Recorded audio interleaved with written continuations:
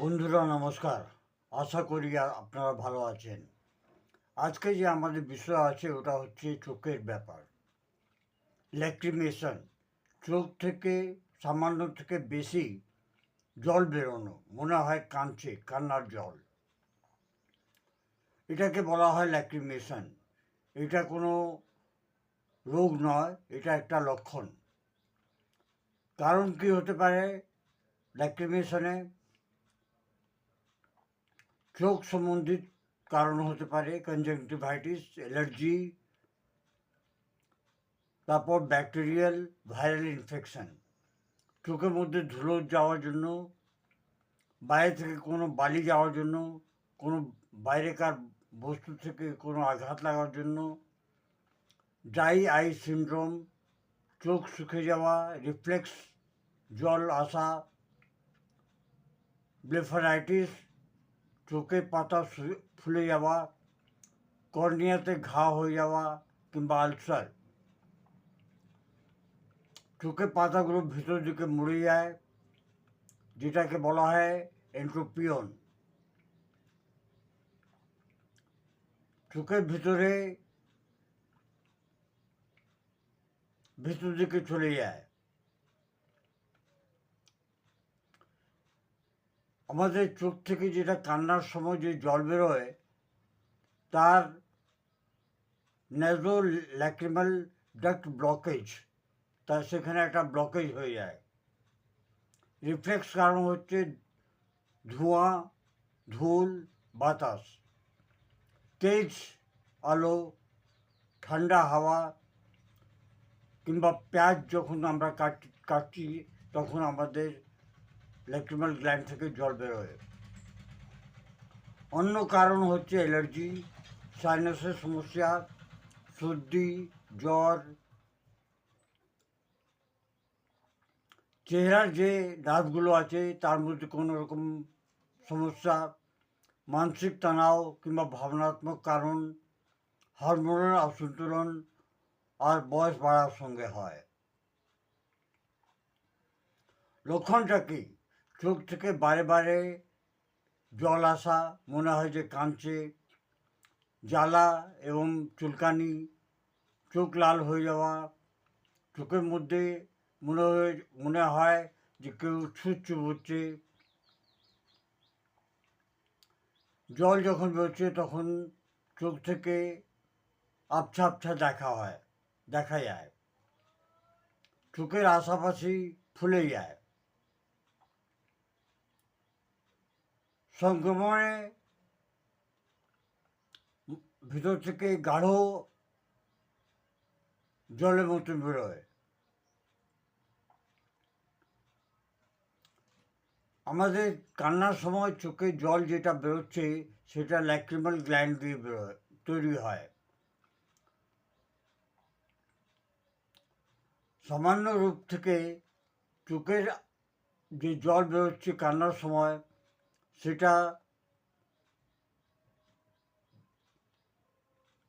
চোখ থেকে হয়ে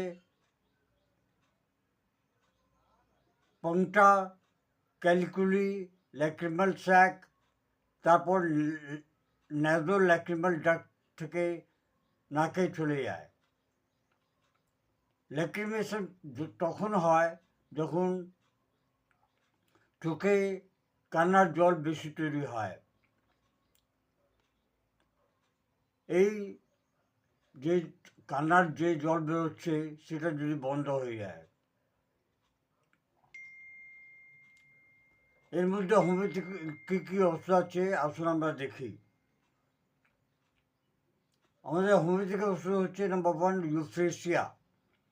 তেজ জ্বালা, যখন জল বেরোচ্ছে তখন প্রচণ্ড জ্বালা হয়, ঠান্ডা হাওয়া থেকে কষ্ট বেড়ে যায়, চোখ লাল হয়ে যায়, কনজাংটিভাইটিসের জন্য খুব শ্রেষ্ঠ ওষুধ একটা, খুব বেস্ট মেডিসিন ইউফ্রেশিয়া অফিসিনালিস। তারপর হচ্ছে এলিয়াম সিপা। এলিয়াম সিপার লক্ষণ হচ্ছে এরকম জল বেরোয় মনে হয় জ্বালা হচ্ছে, গরম ঘরের মধ্যে কিংবা চারিদিকে যদি জানলা দরজা সব বন্ধ থাকে তখন কষ্টটা বেড়ে যায়। যখন জানলা দরজা কিংবা বাইরে যখন বেরোয় তখন কষ্ট কমে। সর্দি এবং জ্বরের মধ্যে এই সমস্যাটা হতে পারে। নেটার মিউট, কোনো ইমোশনাল ব্যাপার, চোখ শুকনো কিন্তু জল বেরোচ্ছে, রোদের মধ্যে খুব প্রচণ্ড অসুবিধা হয়, পালছেটলা, গাঢ় জল বেরোয়। এমনি আমরা যখন বন্ধ ঘরের মধ্যে থাকবো তখন কষ্ট বেড়ে যায়। ওপেন এয়ারে খুব আরাম পাওয়া যায়। মহিলা এবং বাচ্চাদের মধ্যে প্রচণ্ড উপযোগী ওষুধ। সালফার, জ্বালা, লাল হয়ে যাওয়া এবং চুলকানি হওয়া, রাত্রিবেলা কষ্ট বাড়ে। যদি কোনো খুব পুরনো এরকম সমস্যা থাকে তাহলে খুব ভালো ওষুধ। তারপর হচ্ছে এপিস মেলফিকা, চোখে ফুলে যাওয়া, জ্বালা এবং ছুঁচ চুবোনোর মতন ব্যথা। গরম হলেই অবস্থা খারাপ হয়ে যায়, ঠান্ডা থেকে আরাম পাওয়া যায়। আর্জেন্টাম নাইট্রিকাম, পুরনো ল্যাক্রিমেশনের সমস্যা, চোখ থেকে জল বেরোনোর সমস্যা, আলো থেকে প্রচণ্ড অসুবিধা হয়। এই হলো হোমিওপ্যাথিক ওষুধ, খুব ভালো কাজ করে। এছাড়া অন্য অন্য ওষুধও আছে, কিন্তু সেটা আপনাকে পার্সোনালি ডাক্তারের কাছে গিয়ে পরামর্শ দিতে হবে। এবং সবসময় হোমিওপ্যাথিক ওষুধ মানসিক এবং শারীরিক লক্ষণের উপর নির্ভর হয়। এই সিলেকশন অফ মেডিসিন ডাক্তারকে করতে হয় আপনাদের লক্ষণের হিসাবে। বারে বারে চোখটা রগড়াবেন না, ধোঁয়া এবং ধুল থেকে বাঁচবেন,